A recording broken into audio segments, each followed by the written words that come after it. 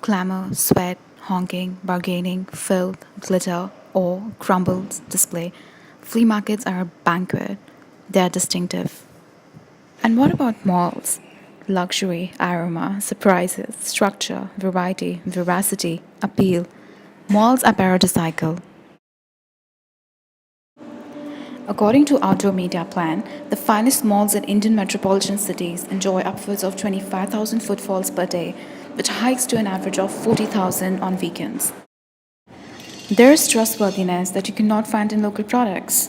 From selection of ingredients to processing to concoction making, everything is unprecedented. All major brands are inimitable, but ironically, their dupes are available in local market.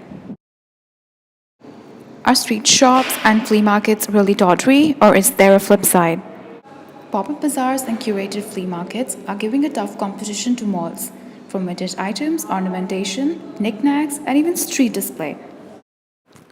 Jewelry is an integral part of our culture. People prefer both kinds, artificial as well as real. And in flea markets, you find shops that sell both kinds of jewelry. Main difference between malls and flea markets is price, which is fixed in the case of malls, but in flea markets, people have the option of haggling. Some people falsely believe that high price means high quality and are deceived into buying stuff which is exorbitant from malls. If that's the case, then what do people prefer and why? If I'm visiting a new culture or a new place, new city, I would prefer to go to open markets to learn about the new culture, to see the how people live, how they interact with each other. But if I'm in my local neighborhood, I will prefer the comfort of a mall where I can go and peacefully eat as well as shop. In this store, Fully Filmy, fabric and raw t-shirts come from Tirupur, which is next to Coimbatore, also known as Manchester of Tamil Nadu. Here, every line of production has a separate team.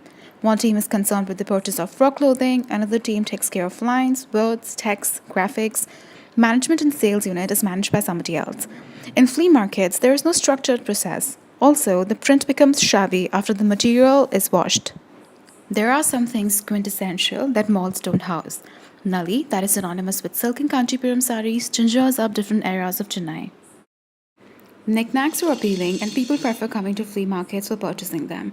As most items are bought in bulk, it doesn't burn a hole in the pockets of customers. One thing about flea markets that takes the cake is the idea that shops are romanticized. A small shop in a corner can attract designers and customers for its one-off regional designs and quality of material. A cone of ice cream or a plate of savories that costs somewhere around 100 rupees to 200 rupees in malls can be enjoyed at an economical price on the streets. The quality, however, remains a moot point. Mall architecture is giving a new definition to construction and design. It's driven by creative manipulation of mass, space, volume, light, texture, shadow, and pragmatic elements. Can malls and pop-up bazaars ever play the favoritism game? One thing is certain, they provide sundry choices for ever-growing needs.